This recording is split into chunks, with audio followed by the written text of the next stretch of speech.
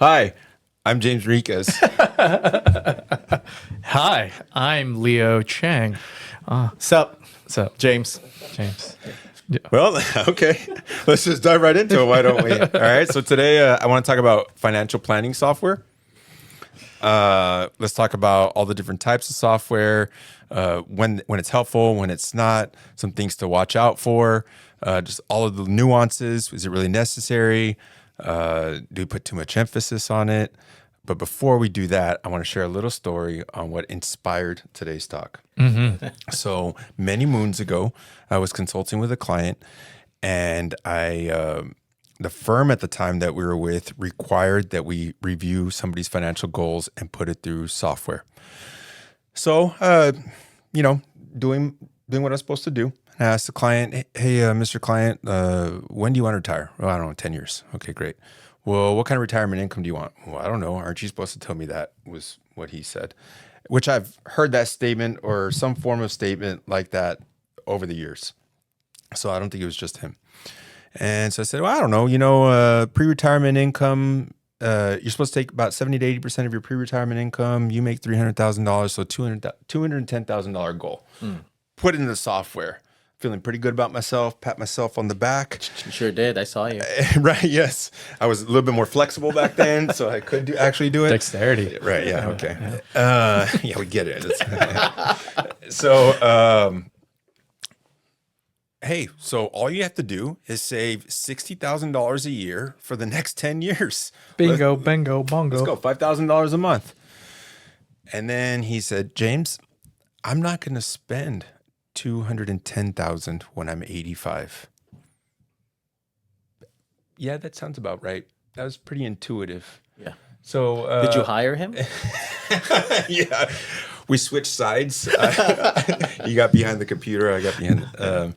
But yeah, so it was just an aha moment that, maybe we put too much emphasis on this software. I'm appreciative that he questioned that, because I feel like sometimes people are too nice to actually state something like that. And it was also kind of like one of those things, like it kind of common sense. Yeah. Right. So, have y'all had an experience like that? And if so, how are you using the software to help in that situation? Yeah. I mean, back in the day when retirement calculators first came out, and Way back when. way back, When you say retirement calculators, do you mean like a calculator or No, TI-83 plus. I'm very young. abacus? When helping clients with their retirement plan through work, like their 401k plans, they started rolling out with the retirement calculators, and a lot of them assumed what you were mentioning, that it was just after tax, your after tax income. It was basing on after tax income. So a lot of the times it looked like it was going to be you have to save a lot of money to cover your after tax income, and sometimes it wasn't feasible for the clients to do that. And that's what the calculators did. It was just very basic, and you have like a little toggle thing, and that was it. You were done. So over time, the financial planning software have been upgraded. They have gotten better. There's goal based, there's cash flow based, and so they have gotten more detailed, but they're still not perfect. Yeah. Yeah. I think at the end of the day, too, it's who's controlling the software is an important part of it, because anyone really can go in and they're so sequential in regards to how you use the software. It's literally a step-by-step process, and you fill in this blank, you fill in this blank, you fill in this blank, and hopefully you get an answer in regards to how to achieve this goal that you're trying to accomplish. And it's not as cut and dry, black and white for clients when it comes, especially for retirement planning. And so, the like we were talking about, the software has become more sophisticated, where it's including more variables and more things that we know we have to take into consideration more frequently than not. But also the individual who's using the tool it's really important to understand what to be looking for, how to make adjustments, what questions to be asking clients outside of those basic ones of the how much do you need in retirement and when do you want to retire. Those are basis questions, but then all the other things that we need to take into consideration as well too. The softwares have been evolving to a point where we can start to implement some of those variables a little bit more efficiently, but you still got to ask the right questions. Yeah, it's very nuanced. You have to know the settings, the assumptions of the software. And I think you have to, as a practitioner, you have to be careful not falling into the trap of just solving the goal Right. and throwing your brain out, meaning you're solving the goal, but they can't afford to do this, you know? And so you're just trying to go through the motions of helping the client and having the software show you're 100% of goal, you're good to go, but not really looking at the client situation and see if they can actually afford to do this with the other goals that they have. So Yeah. Okay. So much to unpack with what y'all just said. Okay. You said it depends on the user. You were talking about financial planning software being so sophisticated now. You mentioned 401k calculators. Is there a difference between the two types of softwares? Yes. Okay. Yes. Yeah. Yeah. Yeah, very much so. Yeah. I just wanted the audience to be clear on that, that Right, there is a right. difference. Like the software that we use tends to be a little bit more advanced. So case in point, what I noticed about the 401k calculators, they will automatically make an assumption about Social Security benefits based on your income. Because that stuff kind of flows through already, right? Because your employer knows your income. Right. Well, what happens if you took a 10-year break to raise some kids, or you worked for 15 years with an employer that did not contribute to Social Security? How do those things impact your Social Security benefits? So you can't just assume that I'm going to get X amount of dollars because I currently make this amount. Right. But your financial planning software you can put all that, right? Is that what? Yeah, and even you can.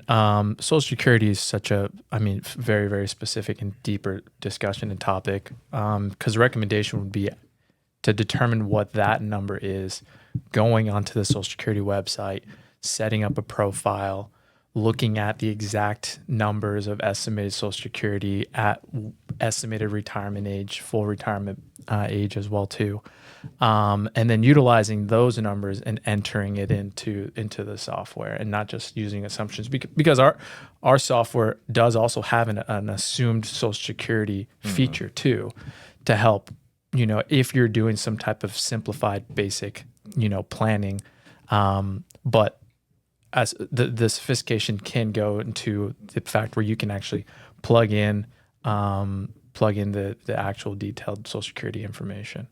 But that goes with anything as well too, right? When we're talking, just taking assumptions in general, when you're looking at some of the retirement planning strategies, is never going to get you the level of detail that any client's going to want when they're really embedded in the retirement goal process.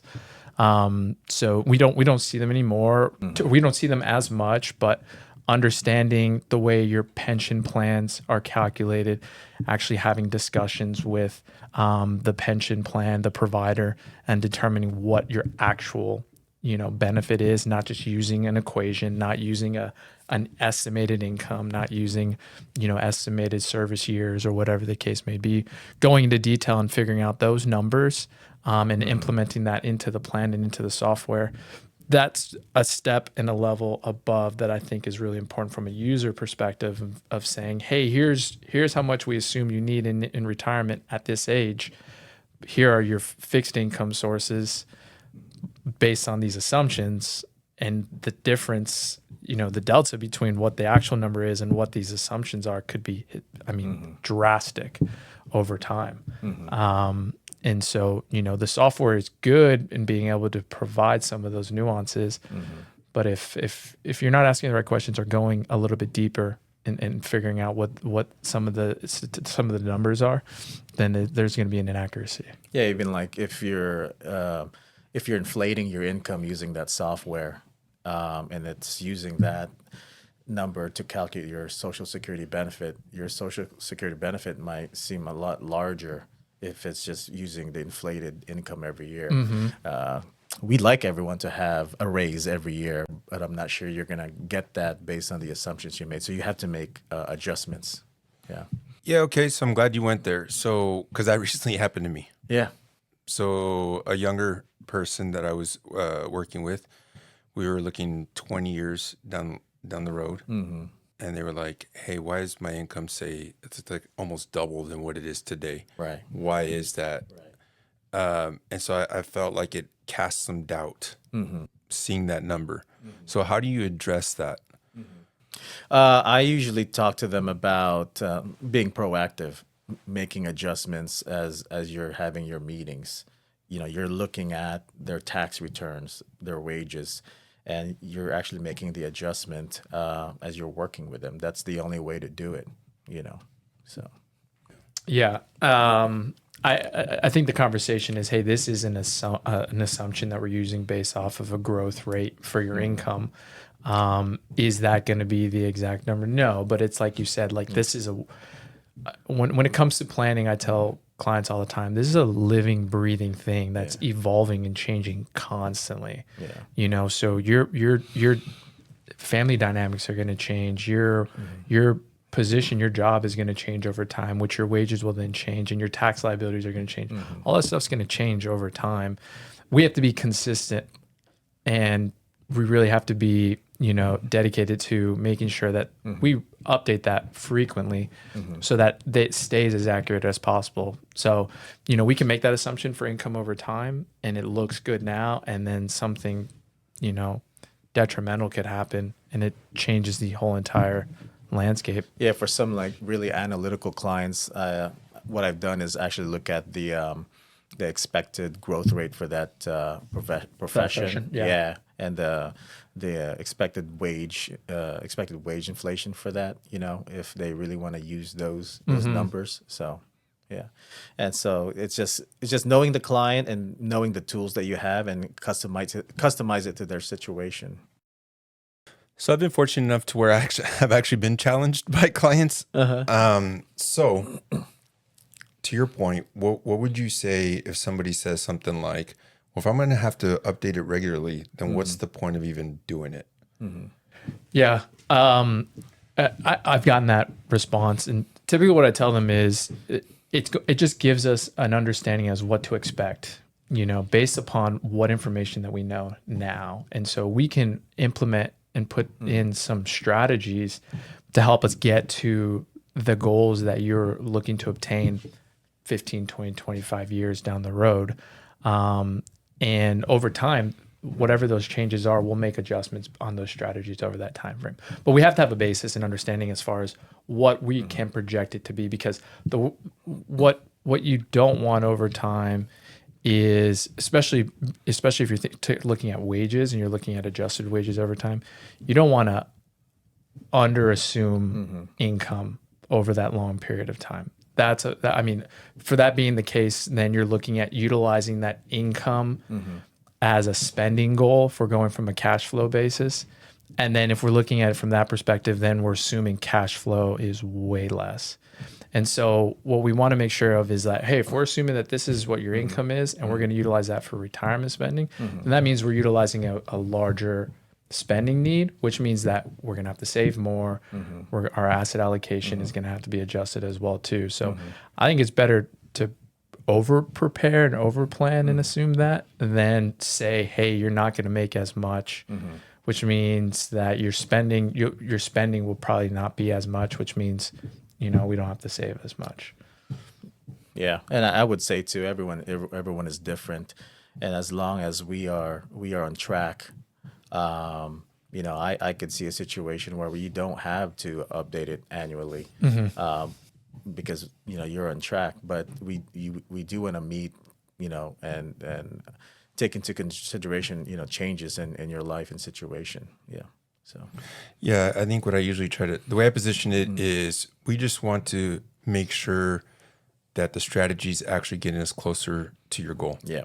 So what I mean by that is Right. Like, when people actually push back a little bit, it's like, yeah, you're right. We're not saying that we have no idea what's going to happen Yeah. over the next 40 years. Right. Right. I have no idea if this assumed inflation rate is actually going to be realized. I have no idea if this rate of return is also going to be realized. Yep.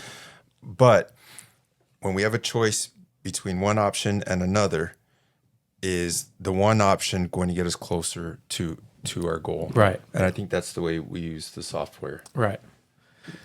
Yeah. The other thing, especially like most of those clients too, they're looking when we talk about asset allocation we have in the past, they're looking at their investments and their assumption is, okay, I'm trying to maximize this as much as possible. And the one thing I try to really initiate to clients is what we're trying to do is trying to position this efficiently as possible. Because the way we're utilizing our software and the planning is we're taking on an assumed rate of return over time. And that assumed rate of return over time is getting us to that retirement goal. Like you're 100% across the board, you'll be able to live the life that you want to in retirement. All we have to do is obtain this rate of return, So when we're thinking about asset allocation in the portfolio, there's less questioning on whether we need to take on more risk or not take on less risk if they understand, hey, we're really trying to attain an average rate of return over time based on the software's assumption. Because the software is assuming, hey, we're using, a moderate growth asset allocation. So, we're taking 6.8% average rate of return over time. So that helps in the sense of explaining to clients over time, hey, we're not shooting for the moon. Our goal at the end of the day is to help you retire. The software, which we're entrusting, saying that we can get to that retirement goal at that rate of return, we're going to do everything we can to maintain or try to exceed it with as low risk as possible. And they seeing that play out within the software helps them a little bit as well. Yeah, it's so funny because I'm reminded of another way that I use the software. So we said this on a different podcast. If you have a retirement shortfall, there's basically 4 things you can do. You can either work longer, spend less in retirement, save more, or increase your rate of return. Now, so let's say, for example, we show you in a software that you're going to live to 95. You might say something like, I'm not going to live to 95. My parents, died young and I'm not going to whatever, right? So when we look at the software, it might say that you're 90% of your goal. And then we start pulling those 4 levers, working longer, saving less, or spending less, so on and so forth. I've used software to illustrate that. Like, hey, if you were to spend $1,000 less in retirement, you're going to go from 90% probability of success to 91. I'm not saying that we know for sure what's going to happen over the next 50 years, right? But we know that spending less, and it's kind of intuitive. It kind of makes sense, right? Yeah. But that illustration, especially in today's world where everything's like gamified, and it's helpful to see that. Yeah, you can reach your goals if you put the inflation rate to 0. Well, you can reach your goals if you put the total return to 15. Like, we're done. We're good. That's reasonable, right? Yeah. Super. Super. Yeah. Yeah, I mean, that's a good point. There's asset allocation models in those software. And so you have to try your best to align your actual investments with the rate of return assumptions of the software. And so that's another thing to keep in mind when you're playing with the financial planning software. Yeah. So that reminded me, and I didn't might catch y'all off guard already. Oh. But I was reviewing our software recently. Yeah. How awesome is it? It's so awesome that I had no idea this stuff existed. It's too awesome. Yeah. I mean, Too many settings, options. Yeah. Well, so my point being is, if you're like most people, you might just stick with the default settings. Oh, yeah. And are those default settings reasonable assumptions? So like our software has 6 different retirement spending models. I didn't even know that many existed. Yeah. But they're in the software. The software can show all that stuff. Yeah. So how do you all address that, or how do y'all approach that with the assumptions and default settings and all that good stuff? Yeah, I like playing with them. Of course you do. Do you find that most people like playing with them? No, I don't think so. I think at least the clients that we work with, they just want to know, what do I need to do? But with those, with the default, I find that's the one that requires you to actually save more, and the default is based on simply inflation rate for your wage, for your expenses. It's assuming a specific inflation rate over time, and so I found that one requires actually for you to save more compared to the other scenarios. I know some of them will take an assumed distribution strategy as well too, right? So they'll say, okay, we are going to your first income source is going to be your tax-free assets. Then your second income source is going to be non-qualified assets, and third income source is going to be tax-deferred assets. So it is interesting because that's typically defaulted into some of the software as well too, and being able to go in because it may be different, right? It may be different for individuals as far as what, based on tax rates and based on assumed income and all that stuff. You may want to utilize a different taxable account first as far as cash flow, especially if you're supplementing something. You may want to utilize something first primarily than just that assumed, hey, we're going to dwindle down the tax-free stuff first, then we're going to go to this one, then go to that one. So that's an interesting one, and that's one that sometimes you're looking at it from a retirement income flow scenario. You just see, this individual needs $60,000 a year, 30's coming from pension, 30's coming from personal retirement funds. Yeah, but which accounts, how much from which accounts, and then what's the tax effects of that as well too. Right. But there seems to be more and more studies that come out now that for retirees, they for the most part, they go through kind of three stages. Where in their early years of retirement, they're definitely spending more because they're healthier, they're traveling, and then in their 70s, their expenses actually tend to go down a little bit, and then it'll pick back up later on in their 80s and 90s because of healthcare. So those different expense strategies, they're kind of similar in a way that they break down your retirement life cycle that way. Like, for example, the retirement expense smile strategy.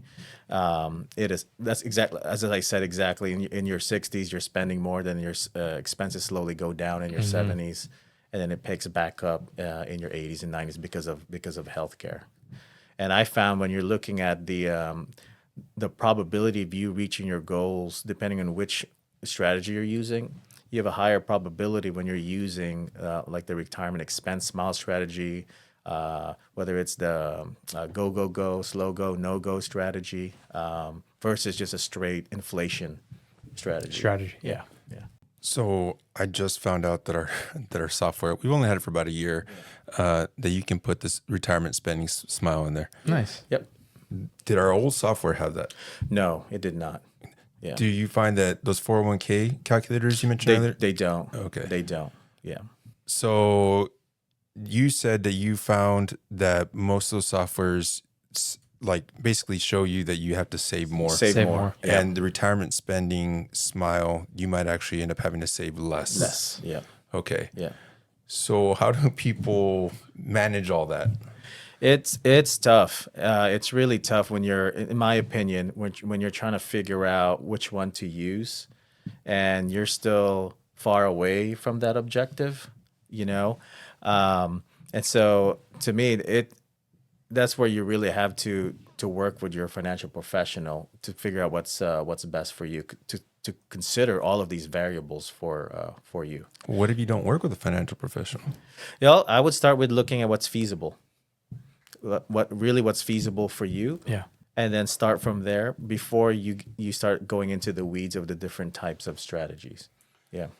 Okay, you mentioned about what's feasible. I think it's a good segue going back to what you said earlier. You mentioned goal-based versus cash flow-based, and you mentioned, when I gave my earlier scenario about saving $60,000 a year, you kind of made a tongue-in-cheek joke about like you might not even be able to save that amount.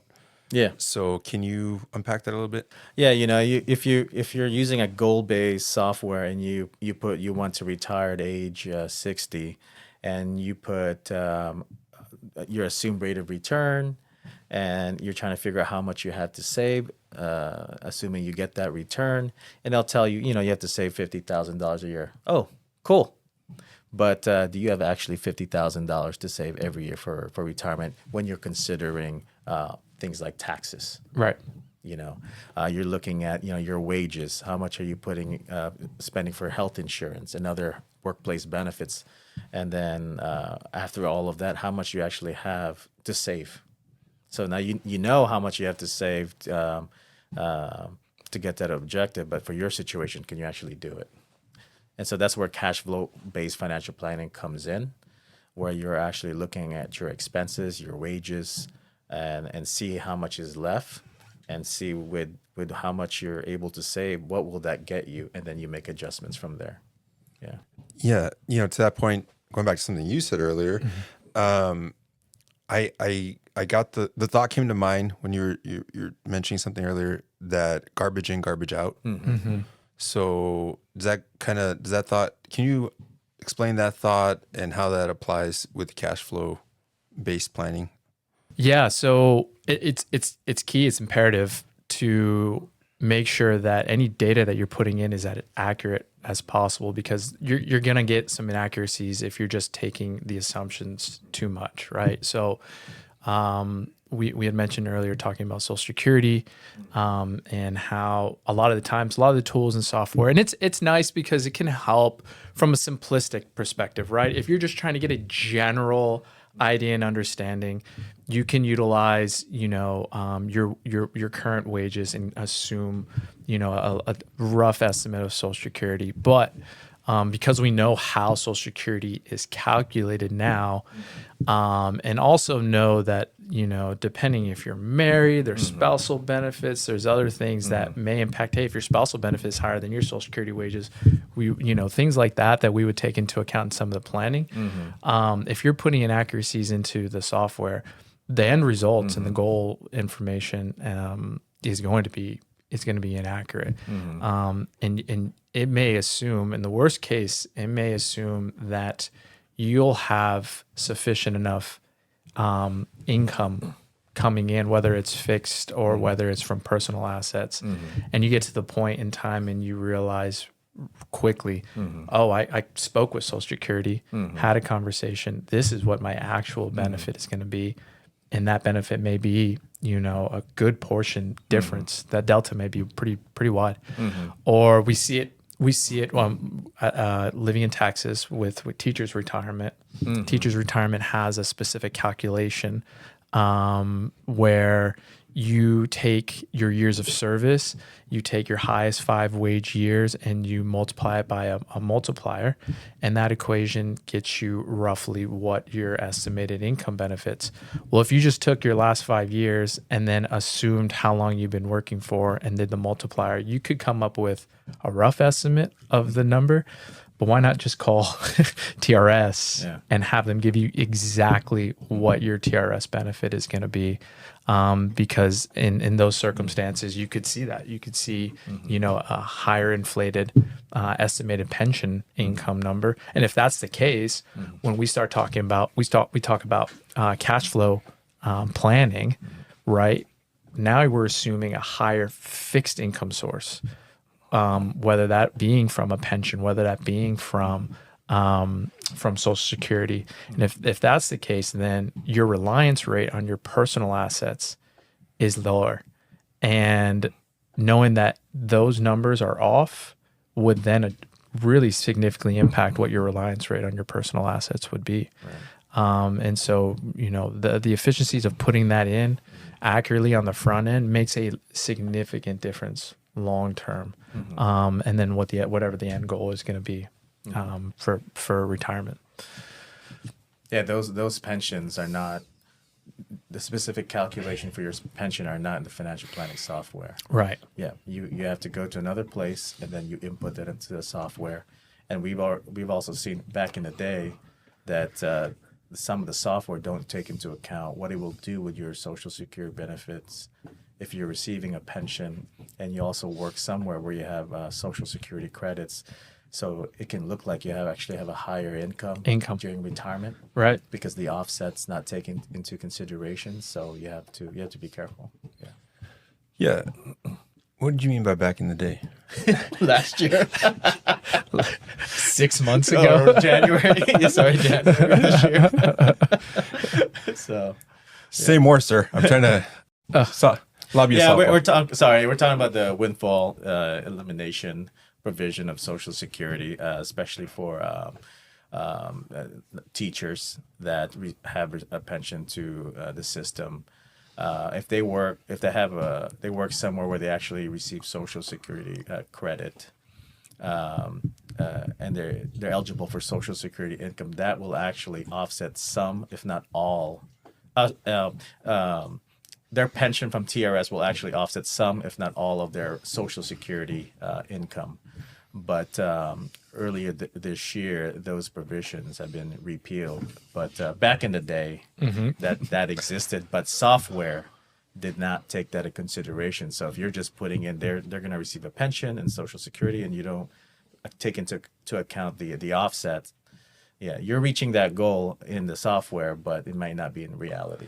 So That was an issue for me quite a bit, because I work with individuals outside of Texas, and growing up in Florida, I have a good group of clients I work with in Florida, and making sure that I was very distinct in the planning process, because in the state of Florida there was no restriction with Social Security. State of Texas there were. So I could be working with two teachers that have state pensions. One was paying to Social Security, one wasn't. The software doesn't know. Right. The software has no idea if you're not.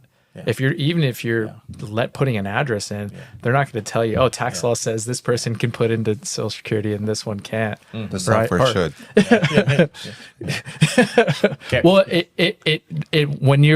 that's why making sure that you're putting in where they're at specifically, so that those little nuances are picked up, because it's two different. It was two different rules. Now it's not, but. It's really important for putting that stuff in for tax purposes, though. Some states have state income tax, some don't. Some states tax Roth distributions, some don't, right? And so making sure that the accuracies as far as putting in that information into the software, super important. We got to be careful to keep saying that these financial planning software, they're not perfect, because AI is listening. They hear all. I haven't said anything bad about it. I'm trying to cozy up with my AI overlords. Keep me on, please. Yeah, like it's a joke, but part of me is like, man, why can't these softwares do everything? And the part of me is like, I'm so glad they don't do everything. Yeah. Job security. 6 months later. Yeah, we'll tease a different podcast episode. I wanted to spend a little time talking about that, because we've said it on another podcast. Financial planning is not just about the software. You got to be aware of those little nuances. Right. So I'm reminded of a situation where another advisor didn't know the rules, put the TRS pension and the Social Security pension into the software.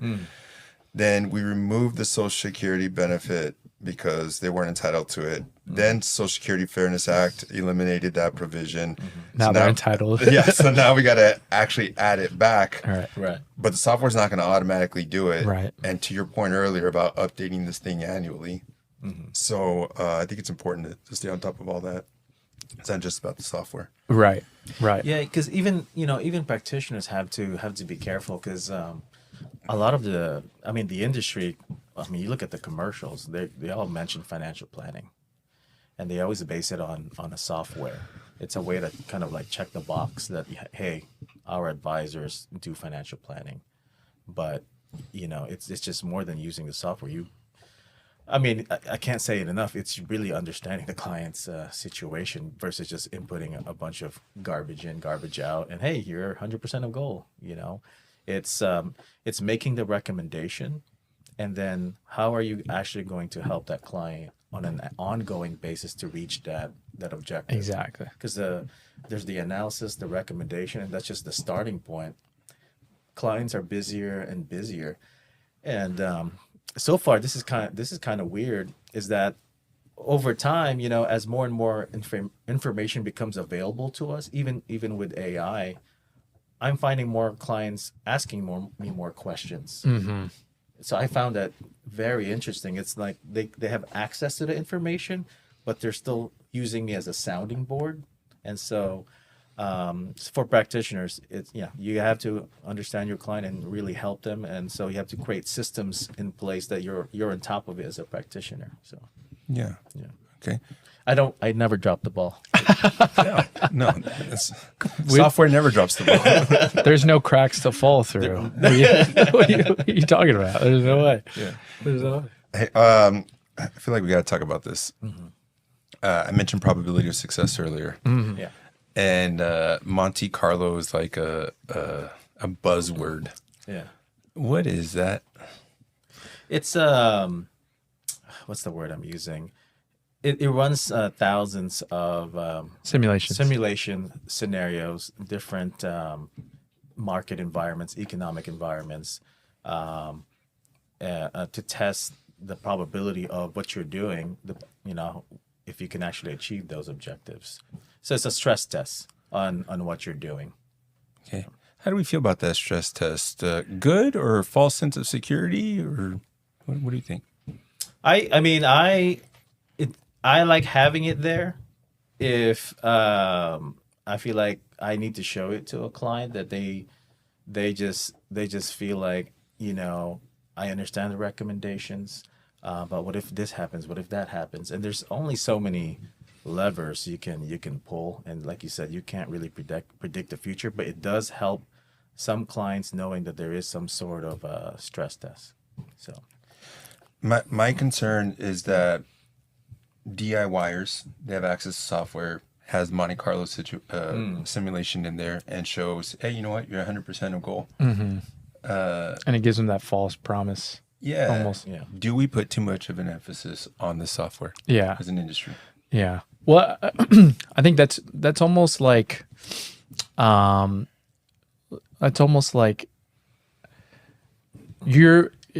if you're implementing the software and you're really doing your due diligence within the planning process, and you can confidently say, hey, we're gonna get to this goal. I think it's just an added element of security for the client.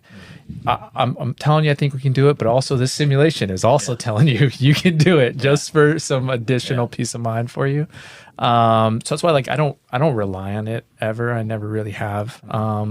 I know, like, hey, the process we're implementing, and if we stick to these strategies and we continue to review it and continue to adjust over time, our probability of success is going to be really high.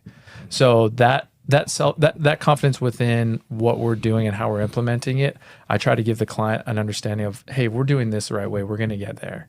Just stick to the plan, be consistent, stay. Yeah. Yeah, you're gonna miss on what we call internally as efficiencies. Mm-hmm. Because let's say you've done the stress test and you are saving $50,000 per year, and you are on track every year, and then you wake up, and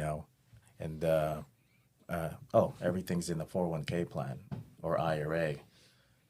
I didn't know I could have done it in a tax-free bucket and still reach the goal and run the stress test. Mm-hmm. Oh, I wish I could have gone back. I would prefer to have tax-free money, but you were 100% gold the whole time on the software. Yeah. So, yeah. And so details still matter, So. I feel like that was a mic drop. So we should. Was it really? Well, I mean, not really, because this is on a stand, but it's probably kind of expensive. Don't want to drop it. Yeah, we're not going to really drop it. It's not ours. We're just not ours. Yeah. Yeah. Well, any other parting words before we sign out? No, I think those 401 calculators, they can be a benefit of giving you a small glimpse as far as, hey, I'm doing some things right. It should not be something relied upon. Like there's such higher sophisticated software. We didn't even get into the tax planning stuff that our software does within it. It integrates within the retirement planning. That really adds a different element of efficiency when it comes to retirement planning. Those calculators, they don't have anything remotely close to that. So I would just stress, hey, that's something that just if, for you, just for fun, just to see, hey, what potentially could I have if I keep saving X percentage, increase that by 3% every single year and do that for the next 15 years at a 6% rate of return. It'll give you a number.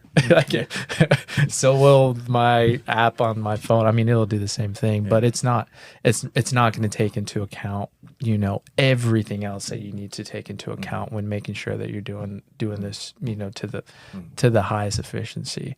So just keep that in mind. Keep that in mind. Yep. Okay.